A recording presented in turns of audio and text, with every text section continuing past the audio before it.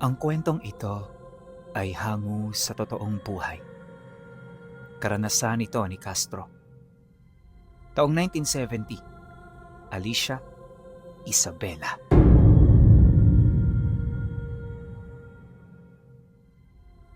Noong mga panahong ito, kasalukuyang nasa edad 27 anyos na si Castro. Wala pa siyang pamilya at kasalukuyan pa siyang nakatira sa mga magulang niya. Bagaman nasa tama na ang edad, hindi siya nangahas na bumukod. Alam niya kasi ang realidad ng mundo at ang posibleng mangyari sa kanya kapag ka nagpadalos-dalos siya. Para sa kanya, ang pagpapamilya ay hindi isang biro. Hindi rin ito pagkain na kapag sinubo mo na, pwede mo pang mailuwa kahit napakainit nito sa bunganga.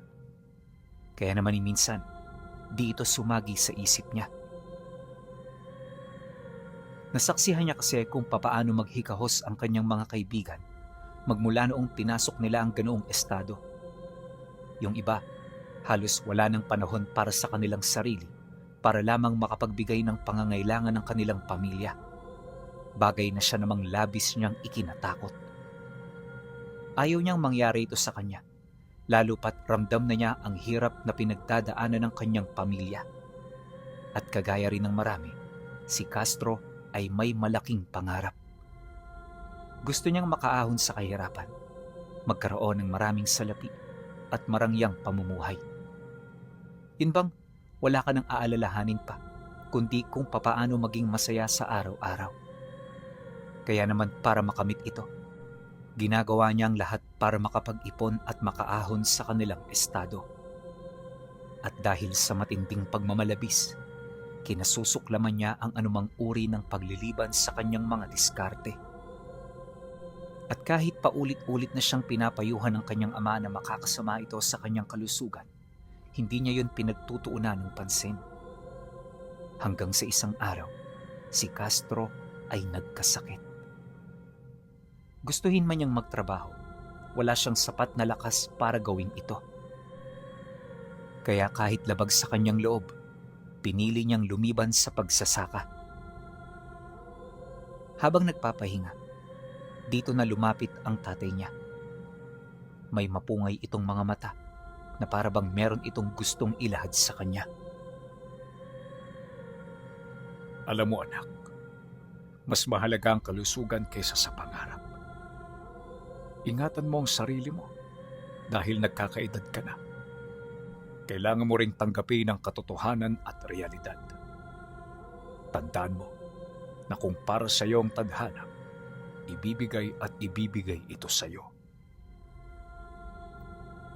Ngunit nang marinig ito ni Castro, di siya nagdalawang isip na sumagot dito. Tutol man ang tadhana o hindi, tay, kukunin ko ang buhay na para sa akin.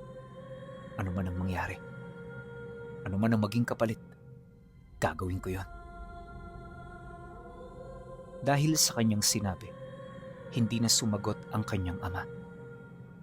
Batid nito na may katigasan talaga ang ulo niya, kaya sa halip na humaba pa ang kanilang usapan, pinili na lamang din itong umalis. Pagkaraan ng ilang minuto, napabuntong hininga na lang siya habang nakatingin sa kisame. Inabot ng 1 linggo ang kanyang pagpapagaling bago manumbalik ang kanyang lakas. Pagtungtong ng Lunes, maaga pa lang naghahanda na siya. Yun na kasi ang panahon ng kapasan na hinihintay niya, kaya naman kinakailangan niyang mauna sa sakahan kung saan siya nagtatrabaho. Ilang minuto pa ang lumipas, nagmamadali na silang umalis ng tatay niya.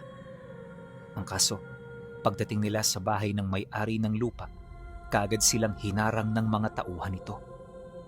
Ang sabi ng isa, wala sila sa lista ng mga magsasakang makikigapas noong araw.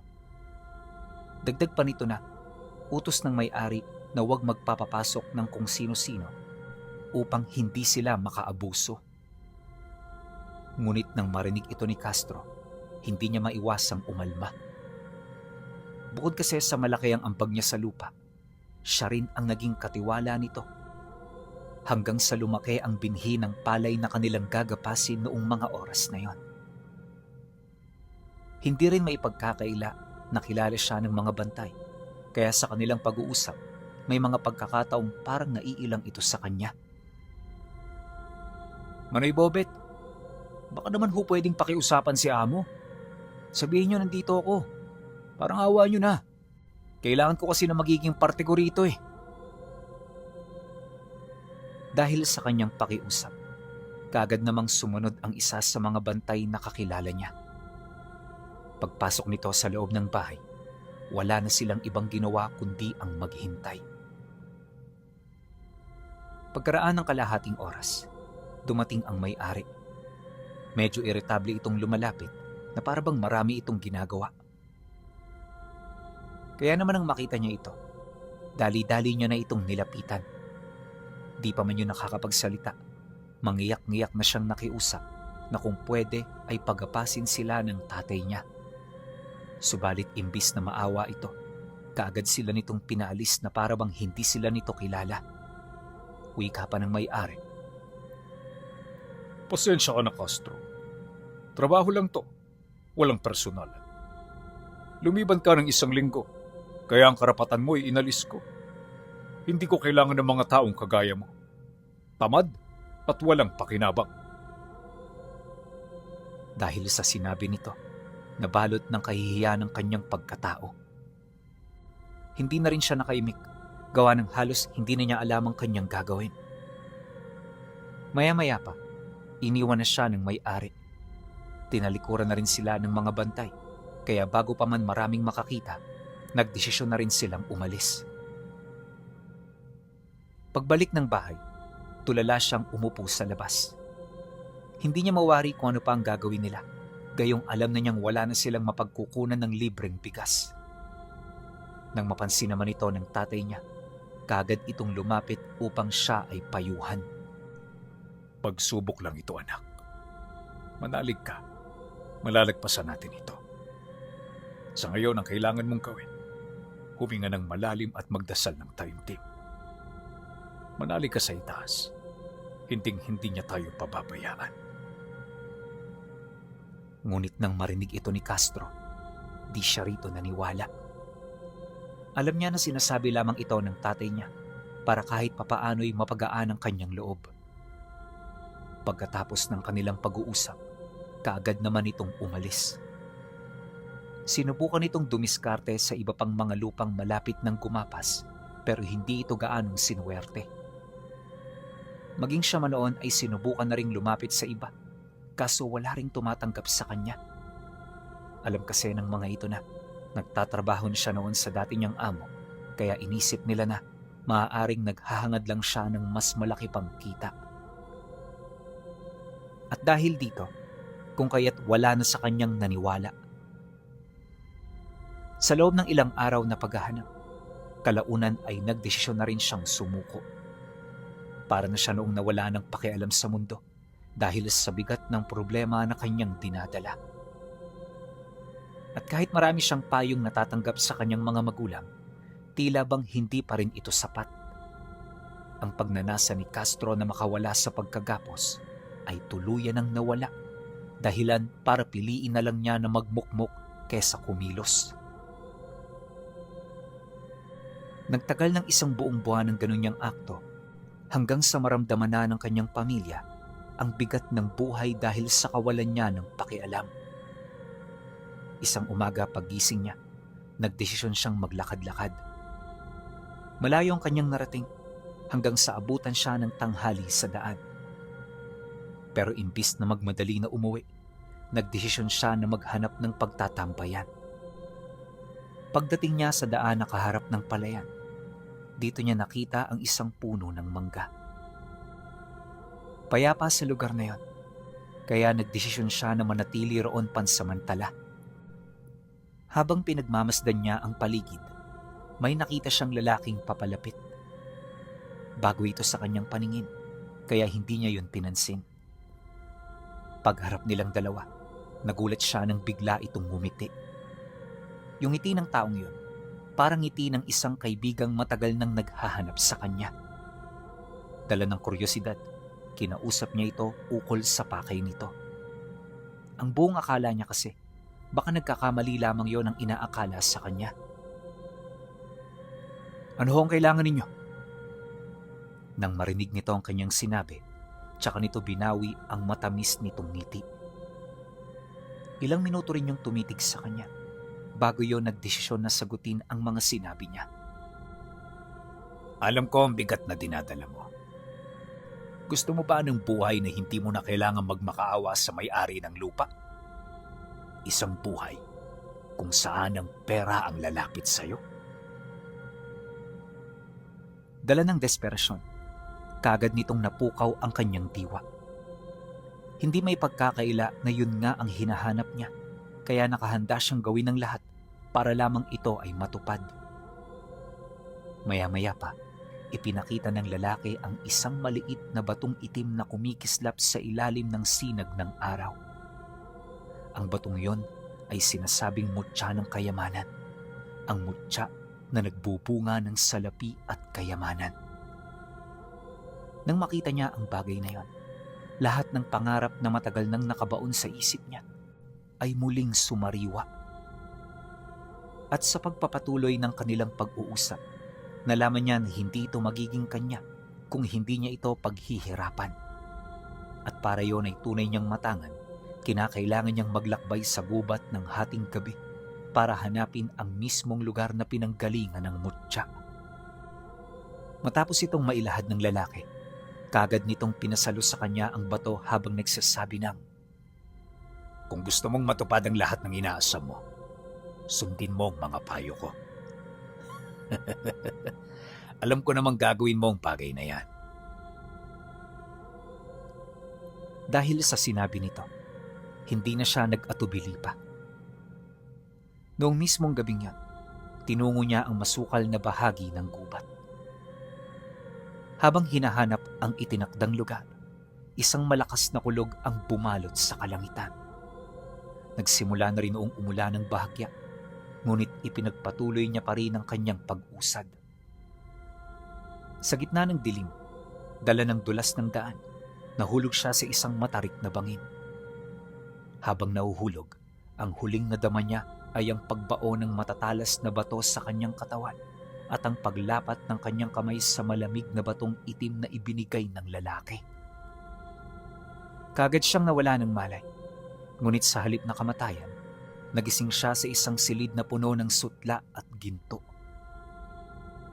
Wala nang sugat sa kanyang katawan, wala na ang amoy ng putik at palay. Sa mundong kinalalagyan niya ngayon, lahat ng kanyang maisip ay nagkakatotoo. Sa isang kumpas lang ng kamay, may masarap na pagkain. Sa isang salita lang, susunod ang lahat ng tao sa kanya. Siya ang pinakamayamang tao sa bayan, at lahat ng dating humahawak sa kanya ay nakayukod ngayon sa kanyang paanan. Ngunit sa gitna ng karangyaan, napansin niya ang isang bagay, ang kanyang ama.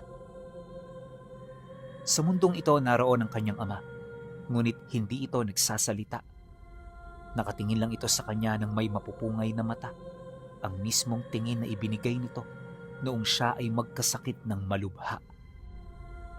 Sa pagsapit ng sumunod na gabi, ang antingero ay muling nagpakita sa kanyang panaginip. Kinausap siya nito. Masaya itong nagtanong sa mga bagay na kanyang nararanasan. Masaya ka ba, kaibigan? Nakuha mo na ang buhay na sinabi mo'y kukunin mo anuman ang mangyari?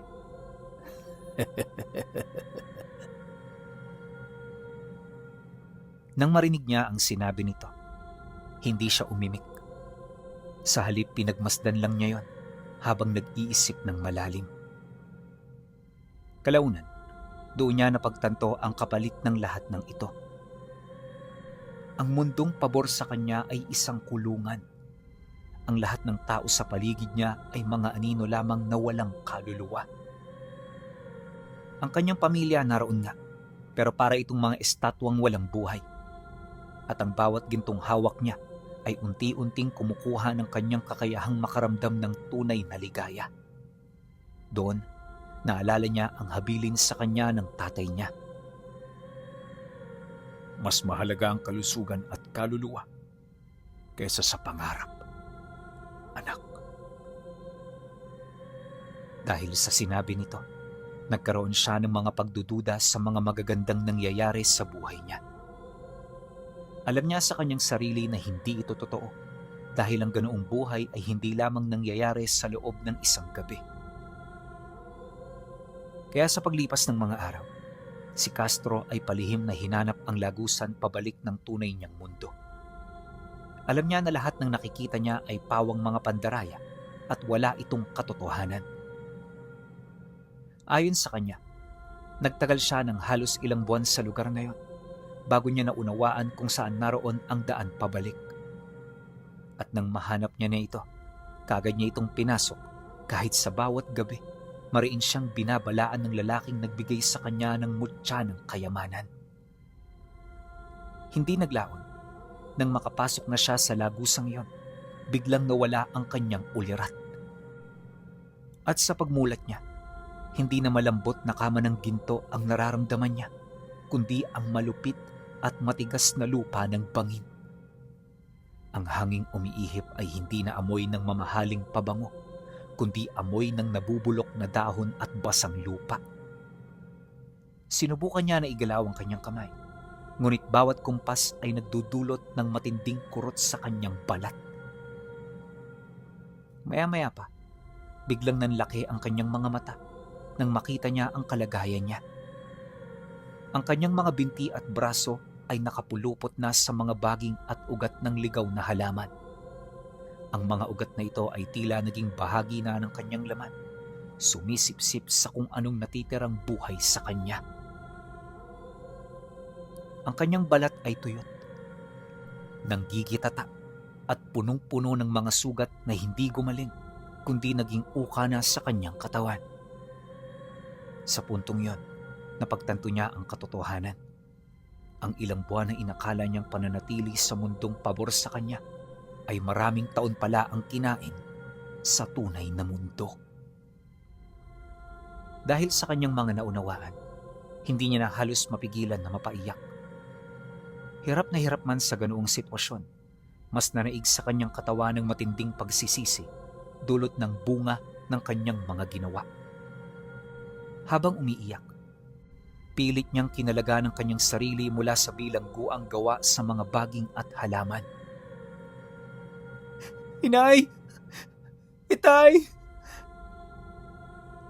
Paulit-ulit niyang sambit, kahit ang boses niya ay tila kalansing na lamang ng tuyong kawayan. Sinubukan din niyang sumigaw para makahingi ng tulong, ngunit walang taong nakarinig sa kanyang mga pagtawag hanggang sa tuluyan na siya roong nakaalis. Pagtayo niya, ramdam niya ang nanginginig niyang katawan. Halos hindi na niya maramdaman ang bawat parte ng katawan niya, ngunit pilit siyang nagpakatatag upang makabalik siya sa kanila. At sa gitna ng paghihingalo, naalala niya ang kanyang huling sinabi sa kanyang ama. Anuman ang mangyari, anuman ang maging kapalit, gagawin ko yon. Dahil dito, kaya pilit siyang umusad. Hindi nagtagal may isang anino siyang napansin na dahan-dahang lumalapit. Hindi ito ang antingero, kundi isang matandang lalaking may bit-bit na sisidlan, isang magsasaka. Nang makita siya nito, dali-dali itong bumaba mula sa bangin. Hindi niya ito napansin, kaya naman wala rin siyang ideya kung papaano yun doon nakababa. Pagharap nilang dalawa, halos manlumo ang matanda sa kanyang mga nakita. Diyos ko, anong nangyari sa iyo? Ngunit sa halip na sumagot, pilit lang siyang naghahabol ng hininga. Yun bang parang nakikibagay pa siya sa bagong katawan na pinasukan ng kanyang kaluluwa? Hindi nagtagal, hinawakan na ng matanda ang kamay niya, at nang lumapat na ang mainit nitong palad, doon pa lamang bumigay ang kanyang katawan. Makalipas ang isang buwan, isang lalaking pilay at may malalim na peklat sa muka ang makikitang naglalakad sa mga pilapil ng Alicia. Hindi na siya ang ambisyosong binatilyo. Siya na ngayon ay isang mapagpakumbabang tao na pawang wala ng ibang hinahangad kundi ang magsaka at mas lalong patatagin ang kanyang pananampalataya. Matagal na rin niyang gustong bumalik sa kanyang pamilya. Ang kaso lang nabalitaan niya na matagal na palang inakala ng tatay niya na patay na siya. Kaya sa halip na magpumilit, mas ninais na lang din niyang hayaang ganun na lang ang nalalaman nito. Bukod kasi sa marami siyang ipapaliwanag, batid niya na hindi ito basta-bastang maniniwala sa mga sasabihin niya. Kaya naman mas pinili na lamang niyang manatili sa matandang sumagip sa kanya. Hindi naman ito ipinagdamot ni Tandang Ambo, lalo pat napalapit na rin ito sa kanya kahit papaano.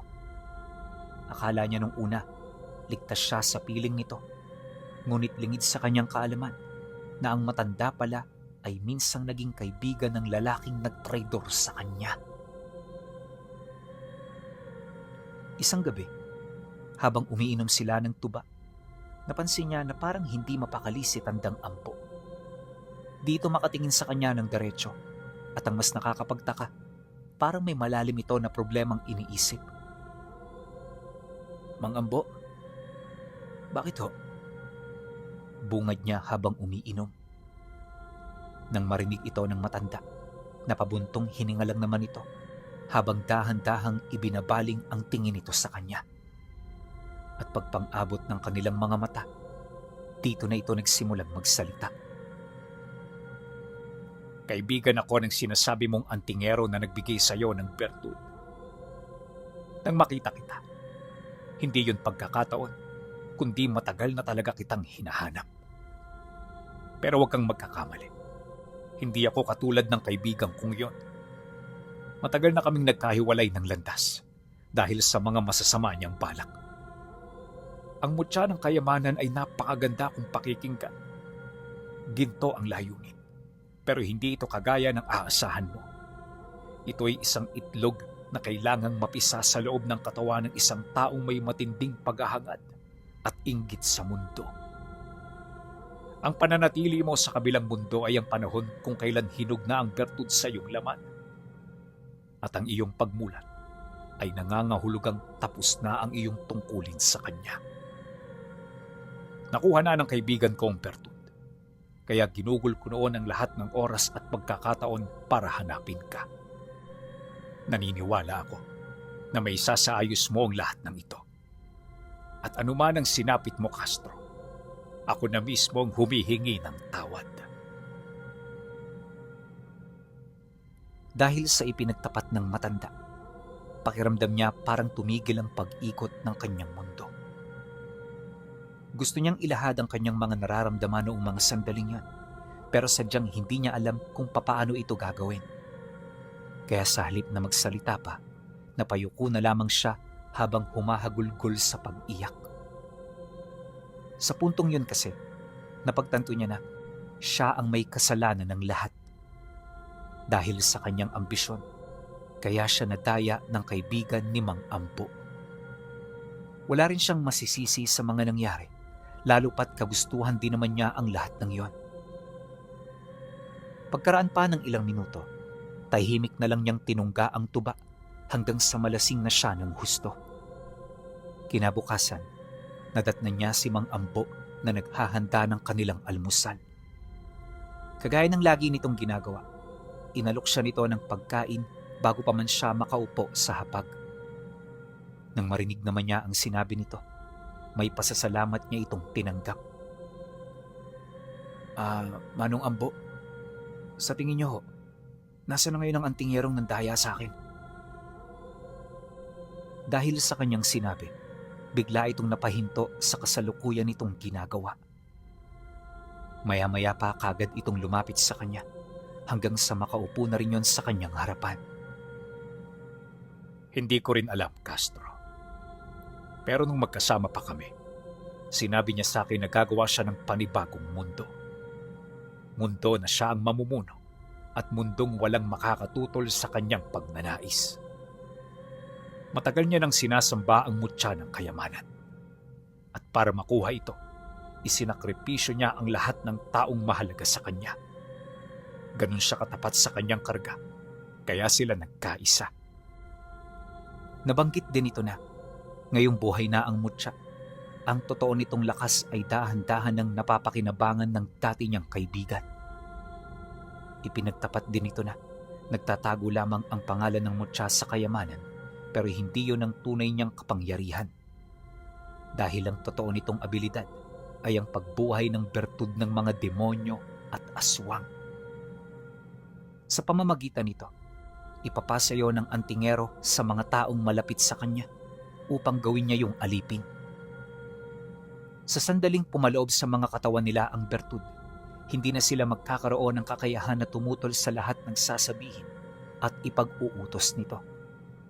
Mariinding inilahad ni Manong Ambo na posibleng lilikom ang kaibigan niya ng iba pang mga tauhan upang makapaglikha ng sapat na alagad na pupuno at magtataguyod sa kanyang mga pangarap at pangangailangan.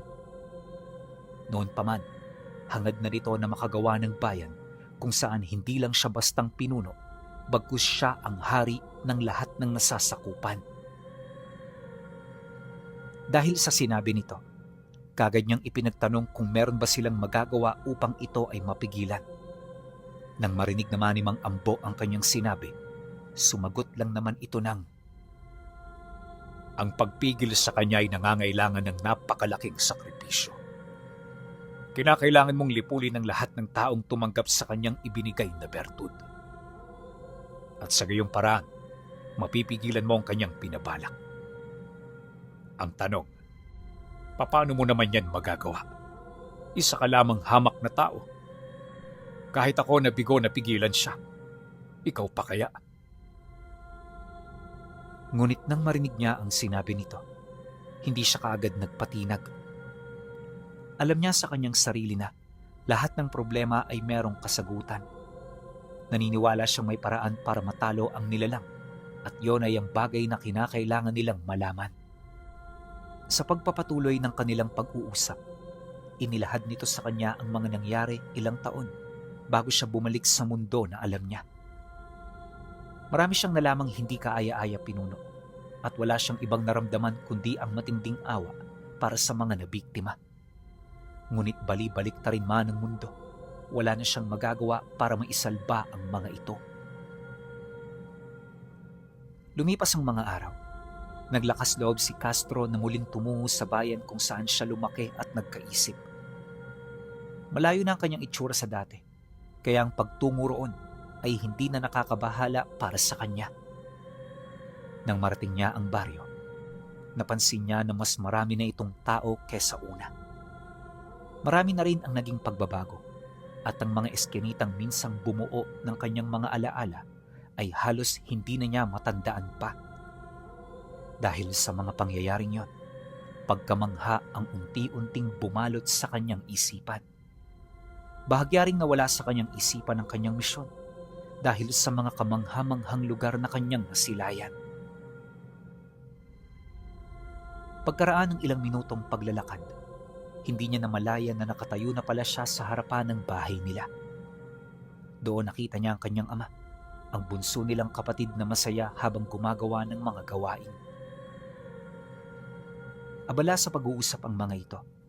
Bakas ang matamis ng ngiti sa kanilang mga labi na parabang ang bangungot ng nakaraan ay hindi na nila naaalala. Nang makita naman yun ni Castro, tila bang may kung anong matalas na bagay ang tumarak sa kanyang puso. Yung sakit nun, hindi niya maipaliwanag, pero ramdam na ramdam niya. Kaya bago pa man lumala ang lahat, pinili na niyang tumalikod. Inisip na lamang niya ang ginagawa niya ay para rin naman sa ikabubuti ng kanilang pamilya. Hindi nagtagal, doon niya na narating ang bahay ng isang albularyo na subok na ng kanilang pamilya. Sigurado siyang hindi siya nito nakikilala, kaya naman kagad siyang pumila sa mga pasyenteng naghihintay sa labas. Nagtagal ng halos ilang oras ang kanyang paghihintay bago tuluyang dumating ang kanyang pagkakataon. Nang magkaharap na sila nito, napansin niya na medyo may katandaan na yon. Subalit kahit matanda na ang katawang lupa, hindi may pagkakaila ang husay nitong walang pinagbago. Pagsilay nito sa kanya, sa hindi malamang pagkakataon, bigla itong napangiti. Kalaunan, pabulong itong nagwika sa kanya ng,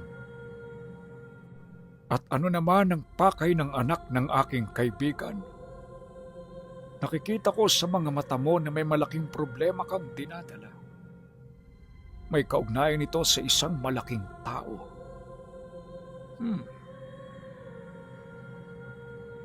Nang marinig ni Castro ang sinabi ng albularyo, halos hindi siya makapagsalita. Lahat kasi ng sinabi nito sa kanya ay pawang katotohanan. Gayunpaman, ang kakayahan lamang na makaalam ng matanda ay limitado, kaya para maunawaan nito ang kanyang sitwasyon, dito niya na ipinagtapat ang lahat ng mga pinagdaanan niya. Matapos niya itong sabihin, tsaka pa lamang naunawaan ng albularyo kung gaano kabigat ang problema na kanyang pinapasan. Kilala ko ang antingerong tinutukoy mo. Siya ay si Maxim, ang bantog na antingerong sumisikat lamang sa subukan ng agimat tuwing pista. Matagal ko nang hindi naririnig ang tungkol sa kanya, kaya ang akala ko nagbagong buhay na siya. Yun pala, may mas malaki siyang planong pinaghahandaan. Dagdag pa nito na, wala itong kaalaman sa mutyang tinutukoy niya dahil ang mutyang yon ay hindi niya pa nababalitaan. Kaya naman nang marinig ito ni Castro, kagad siyang umalis sa bahay nito. Pag-uwi niya sa tahanan ni Mang Ambo, nadatnan niya ang matanda na nakaupo sa labas habang nakalapag sa kanyang harapan ng isang mahabang baul. Nang makita niya ito, kagad nitong napukaw ang kanyang atensyon. Alam niya na naglalaman ng kung anong bagay ang baul na yon, kaya dali-dali siyang lumapit para magtanong. Mang Ambo, ano ho bang laman ng bagay na yan? Nang marinig ito ng matanda, bahagya naman itong napatingin, kasabay ng pagsagot nito ng, Ang laman niya ay ang karunungang hinahanap mo. Hindi ito kumpleto, ngunit makakatulong ito sa iyo ng malaki. Alam kong hindi ka matatahimik hanggat hindi mo siya nakikita, kaya tutulungan na kita. 3 bundok mula rito sa lugar ko. Matatagpuan ang baryo na kanyang itinatayo. Lahat ng nakatira roon ay may masamang hininga, kaya kapag nakarating ka, magdoble ingat ka. Madalas wala roon ang kaibigan ko, dahil alam kong araw-araw siyang abala sa pangangalap ng mga bagong kasapi. Hanapin mo ang tahanan niya, at kapag nakapasok ka sa loob, magsaliksik ka. Hanapin mo ang kanyang libreta, sapagkat ang libretang yon ang naglalaman ng kanyang mga lihim at kahinaan. Pagkatapos niyang marinig ang mga habilin, hindi na siya nag-atubili pa. Bitbit ang ilang gamit na pangdepensa at ang kaalamang ibinahagi ng matanda. Tinahak niya ang landas patungo sa 3 bundok na binanggit nito. Ang bawat hakbang ay puno ng kaba at determinasyon, habang ang pilay niyang binti ay tila nakikiramay sa bigat ng kanyang misyon. Pagkalampas niya sa 3 bundok, bumungad sa kanya ang isang lambak na nababalot ng makapal at kulay abong hamog. Hindi ito katulad ng Alicia. Dito, ang hangin ay malapot at may kakaibang lansa. Ang masamang hininga na babala sa kanya ng matanda. Ang mga bahay ay yari sa itim na kahoy at ang mga taong nakatira roon ay kumikilos na parang mga nilalang na walang kamalayan. Walang ingay ng mga batang naglalaro, walang tawanan. Ang tanging maririnig ay ang bulong ng hangin na tila nanunukso. Nang makita niya ito, marahan na siyang umusad ng may buong pag-iingat. Kalaunan pagpasok niya, napansin niya na ang bawat taong madaraanan niya ay may mga matang walang kislap, tila mga hungkag na sisidlan. Ito na ang mga aliping sinasabi ni Mang Ambo, mga taong nilamuna ng bertud ng itim na mutya ng kayamanan. Sa gitna ng baryo, nakatayo ang isang malaking mansyon na gawa sa bato at matitigas na kahoy. Walang bantay sa labas, dahil tila kampante ang antingero na walang sino man ang mangangahas na pumasok sa kanyang teritoryo. Gamit ang anino ng gabi, pumasok siya sa isang siwang sa likod ng bahay. Sa loob, Ang bawat sulok ay puno ng mga kakaibang kagamitan. Mga garapang may lamang loob, mga tuyong ugat na gumagalaw ng kusa, at ang pamilyar na amoy ng ginto at putik. Halos masuka si Castro sa nasaksihan niya, ngunit pilit pa ring nanaig ang kanyang pakay. Hinanap niya ang silid-aklatan hanggang sa matagpuan niya ang isang lamesang puno ng mga lumang papel. Sa ilalim ng isang nakatagong siwang sa lamesa, naramdaman niya ang isang matigas na bagay. Isang itim na libretang balot sa balat ng hayop. Pagsilay niya rito, dali-dali niya itong binuklat at doon niya nakita ang mga nakasulat na katotohanan. Ang mutya ng kayamanang itim ay hindi nagbibigay ng yaman. Ito ay nagnanakaw ng panahon at buhay ng iba upang ibigay sa nagmamay-ari nito. Ang bawat gintong lumalabas ay katumbas ng isang taon ng buhay ng biktima. Nang mabasa niya ang tungkol dito, biglang nanginig ang kamay niya. Napagtanto niya na ang marangyang buhay na naranasan niya sa loob ng bangin ay ang sarili niyang buhay na unti-unting kinakain ng lalaking nagpanggap na kaibigan niya. At sa pagpapatuloy ng kanyang pagbabasa, dito niya nakita ang mga nakasulat ukol sa paraan kung papaano ito mawawakasan. Ayon sa libreta, ang mutya ay hindi pwedeng sirain ng tubig o apoy. Maaari lamang itong mabasag sa pamamagitan ng dugo ng unang biktima na kusang loob na tumakas mula sa ilusyon nito. Kapag nabasag ang mutya, ang lahat ng kapangyarihang nakuha nito ay babalik sa mga biktima, ngunit ang taong magbabasag nito ay mawawala ng lahat ng kanyang alaala tungkol sa mundong yon. Nang mabasa ni Castro ang karunungan, hindi siya nagdalawang isip na umalis. Napansin niya kasi na may mga nilalang na parang nakapansin sa mga kakaibang kilos niya. Paglabas niya ng mansyon, kagad siyang sumalise patungo sa kakahuyan hanggang sa makapagtago na siya sa isa sa mga malalaking punong naroon. At sa muling pagbali niya sa baryo, dito niya nakita ang kakaibang akto ng mga naninirahan dito. May nasipat na rin siyang mga taga-roon na tumatakbo galing sa labas. Bit-bit ang mga sakong walang tigil nilang kinakaladkad. At pagdating ng mga ito sa sentro, dito niya nakita ang katawan ng mga taong naliligo na sa sarili nitong mga dugo. Karamihan sa mga yon ay wala ng buhay. Gawa ng nung kinakaladkad ito ng mga nilalang, paulit-ulit itong tumatama sa malalaking tipak ng bato. Ilang segundo pa ang lumipas. Pinasa na ito ng mga tao, kasabay ng pagsabit nila rito sa isang malaking lubid na nasa gitna ng baryo. Doon, parang nagbubunyi ang mga nilalang na animoy isang tagumpayang ginawa nilang pagpatay sa taong walang kalaban-laban. Hindi nagtagal, sinimulan na rin ng mga ito na katayin ang mga walang buhay na katawan ng mga biktima habang umaatungal. Nang makita ito ni Castro, hindi na siya nagdalawang isip na umusad. Nahihirapan man sa paglalakad, pinili niyang maging matatag, alang-alang sa pag-asa na kanyang nalaman. Bandang 5:00 na siya ng madaling araw nakarating sa bahay ni Mang Ambo. Kaya naman paglapit niya rito, kaagad niyang nadatna ng matanda na kanina pang naghihintay sa kanya. Sa mukha nito halatang hindi yun nagkaroon ng maayos na tulog. Pagpang-abot naman ng tingin nila, dali-dali itong lumapit. Marahan siya nitong niyakap habang tahimik na pinakikiramdaman ng kanyang katawan. Matapos na, masaya itong ngumiti sa kanya, kasabay ng pag-wika nito ng, Sa itsura mo mukhang nagtagumpay ka. Tayo na sa loob, Castro. Pag-usapan natin ang mga pinagdaanan mo. Alam ko namang hindi naging madali para sa iyong lahat. Gayunpaman nagawa mo pa rin ito. At dahil dyan napahanga mo ko. Nang marinig naman ito ni Castro, masaya naman siyang sumunod dito kahit nanghihina.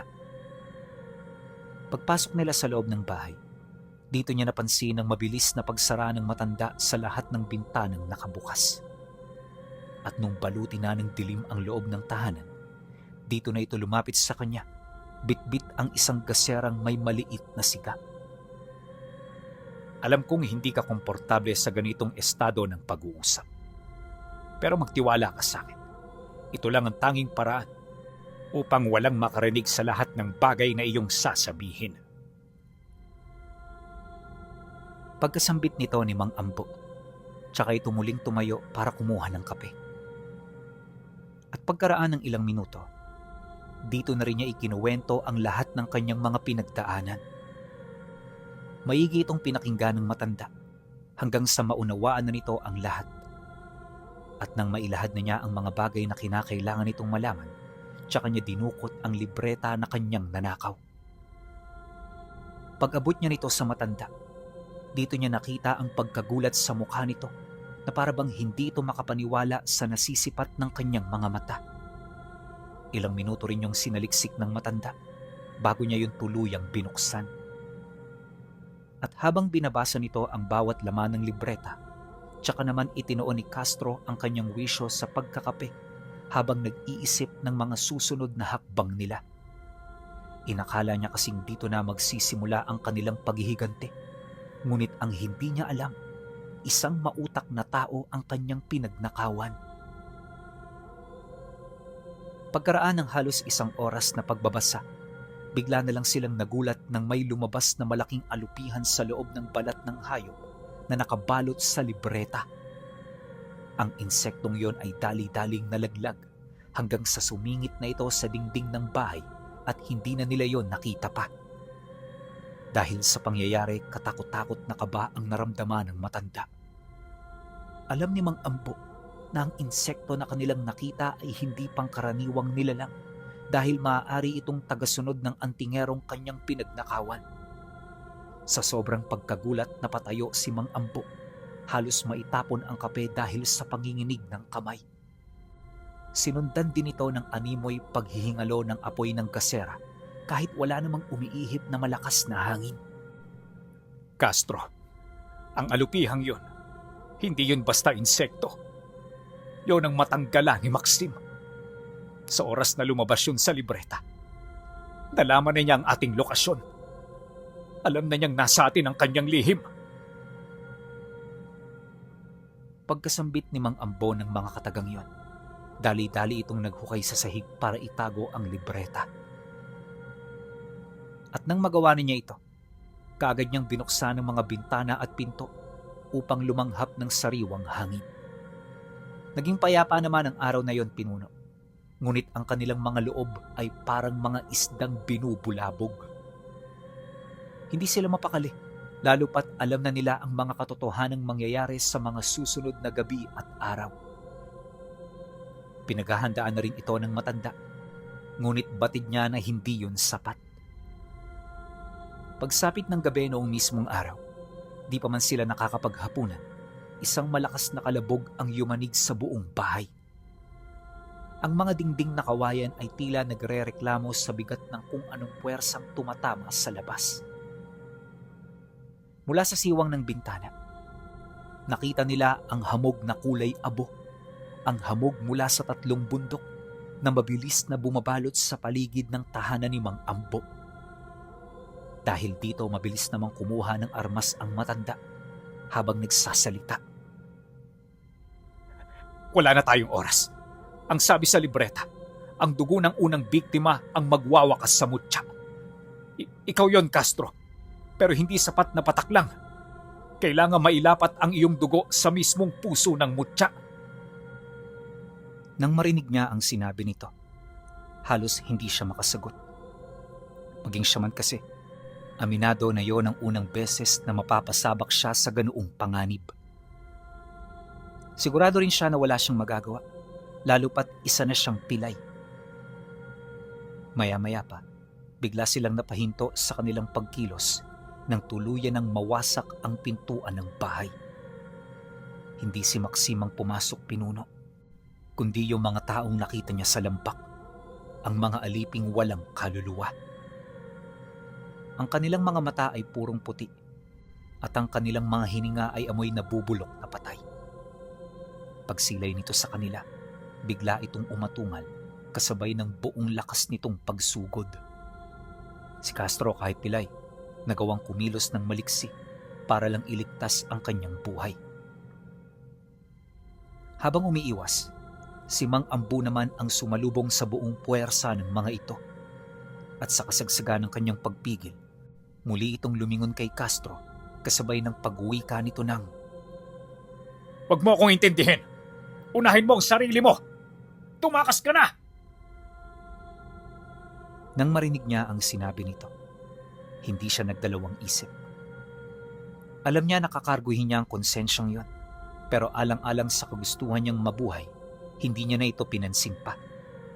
Kibit-balikat siyang tumakbo hanggang sa makalayo na siya sa bahay nito.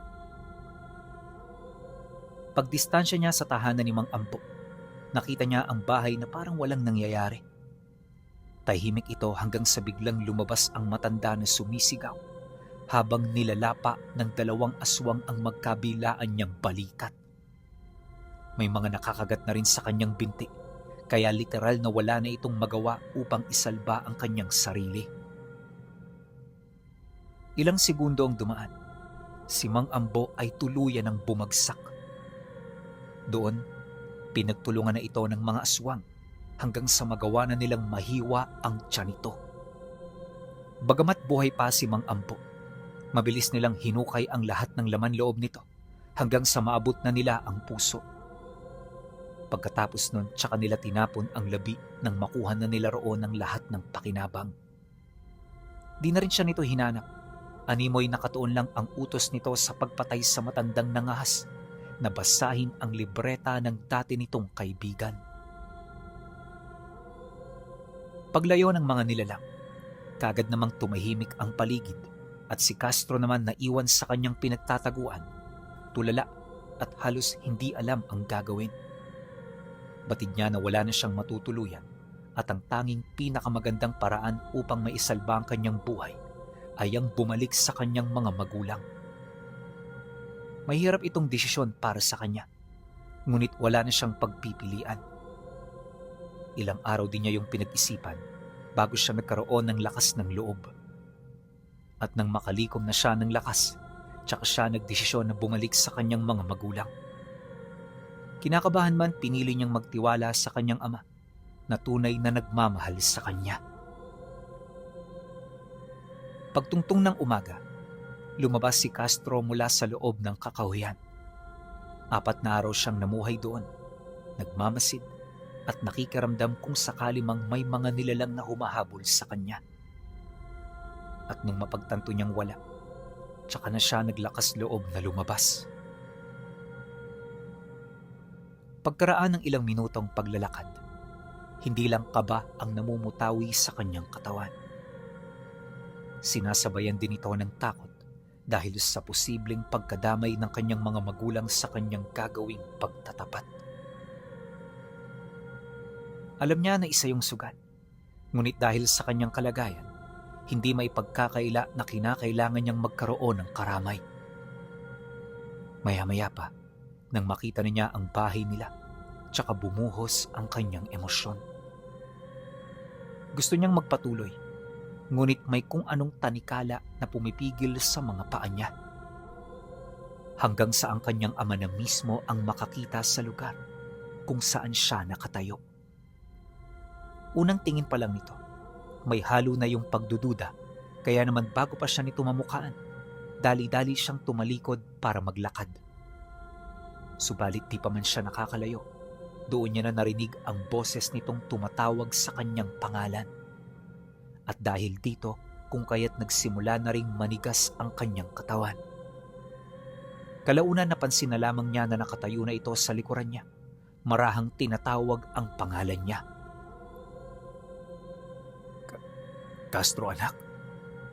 Ikaw ba yan? Hindi ako pwedeng magkamali. Alam kong ikaw yan, anak.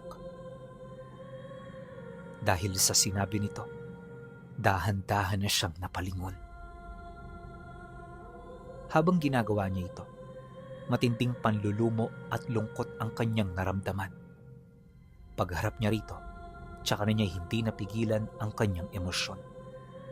Kagad siyang umiyak habang mabilis itong nilalapitan.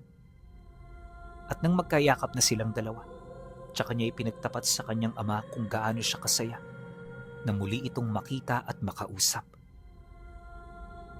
Humingi na rin siya ng tawad dahil sa ginawa niyang pagtatago at pagtitiis sa pamilya niyang nagbabakasakali na siya ay buhay pa ring uuwi.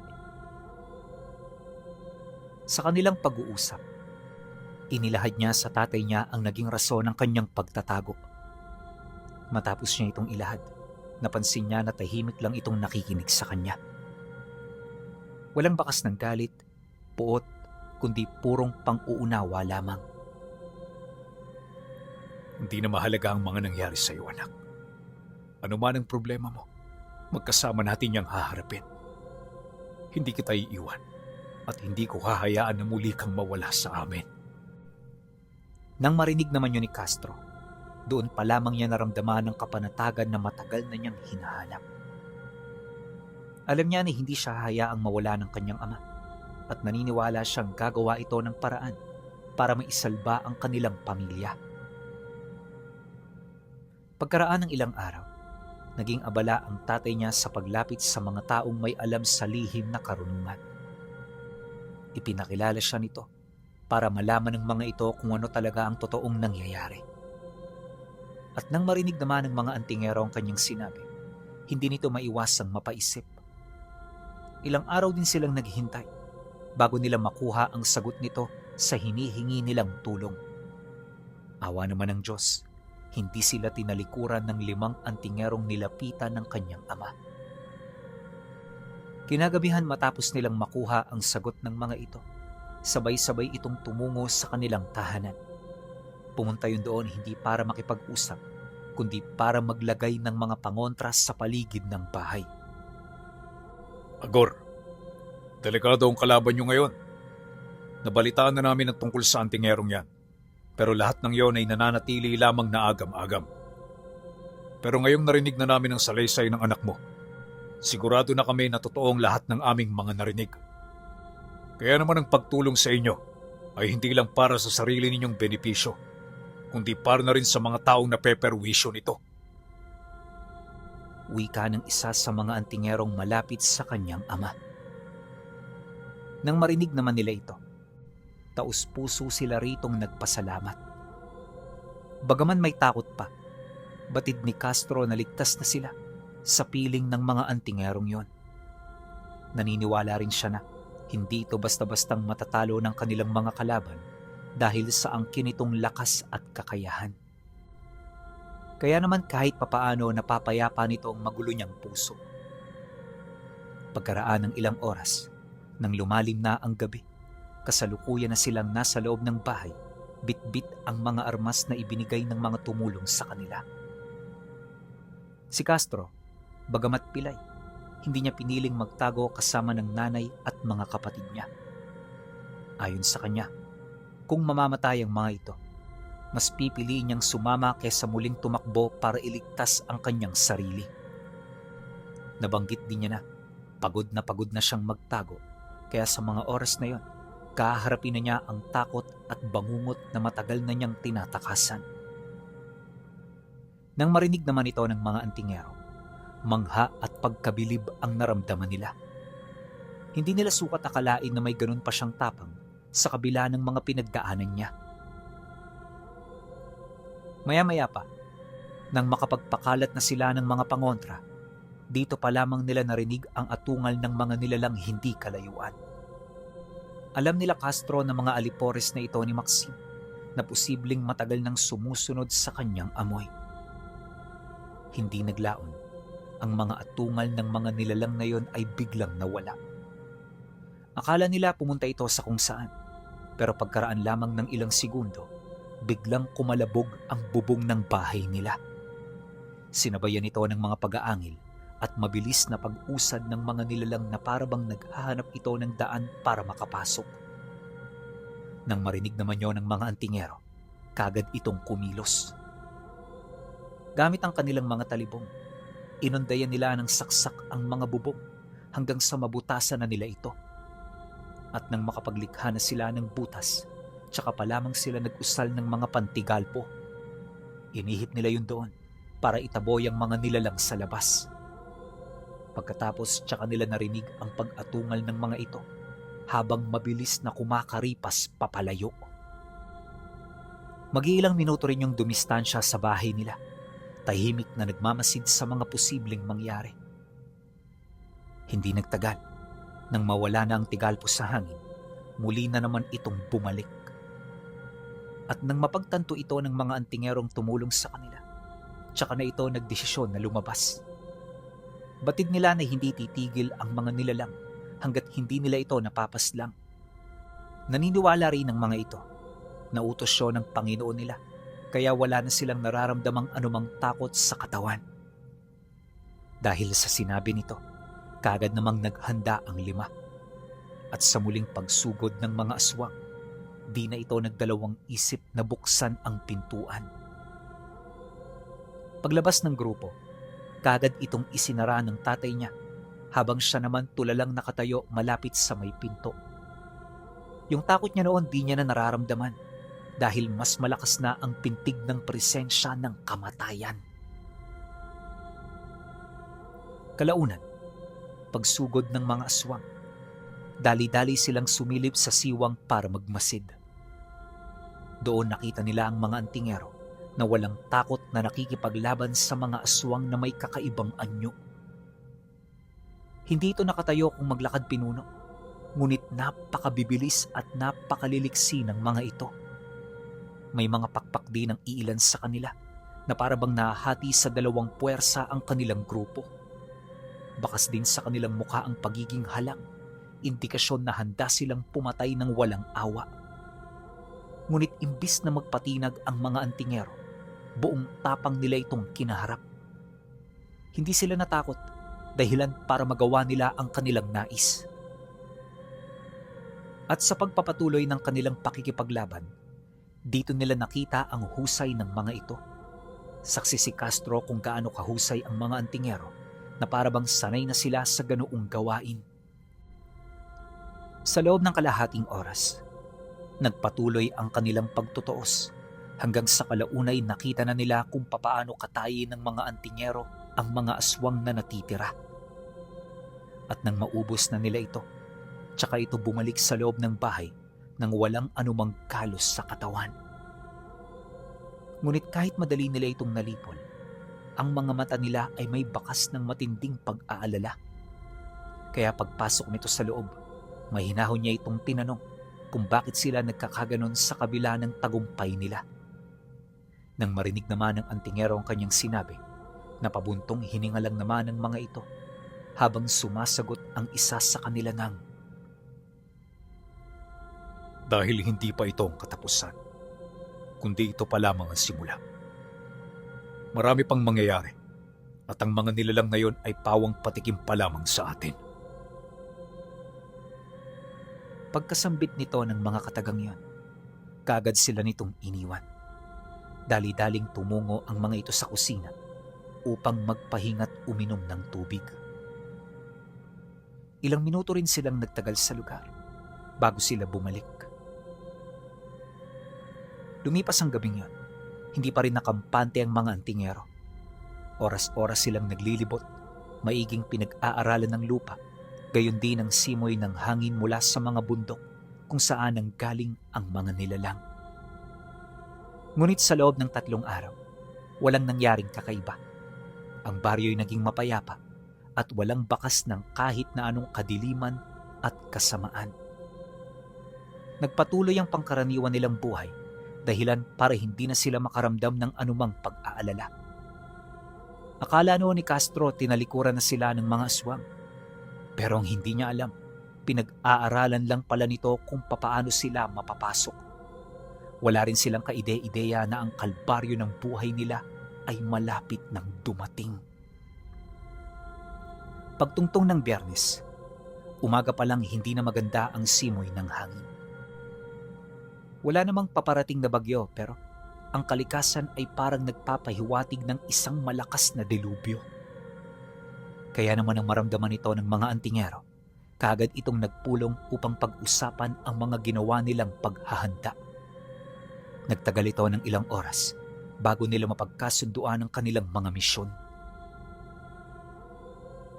Kinahapunan, habang dahan-dahang lumulubog ang araw, hindi na naging maganda ang lagay ng grupo nila. Pakiramdam doon ng mga antingero, lahat ng tao sa baryo ay kanilang kalaban. Labis nila itong ikinabahala, kaya hanggat maaari, hindi sila gumawa ng kahit na anong pagkilos. At sa pagtungtong ng takip silim, halos umungaw ang lahat ng aso sa baryo. Ikinabahala ito ng mga tao, kaya kahit may sikat pa ng araw, wala nang naglakas loob na lumabas. At sa pagbalot ng kadiliman sa lupa, isang nilalang na may mabigat na enerhiya ang naramdaman nila. Nagmumula ito sa bundok kung saan dumaan ang mga nilalang na una nilang pinaslang, kaya malakas ang kutob ng mga antingero na yun na ang nilalang na nagbibigay sa kanila ng pangamba. Hindi naglaon. Sa loob lamang ng ilang minuto, nakita nila sa kakahuyan ng isang gakalabaw na laki ng nilalang. Kulay itim ang balat nito.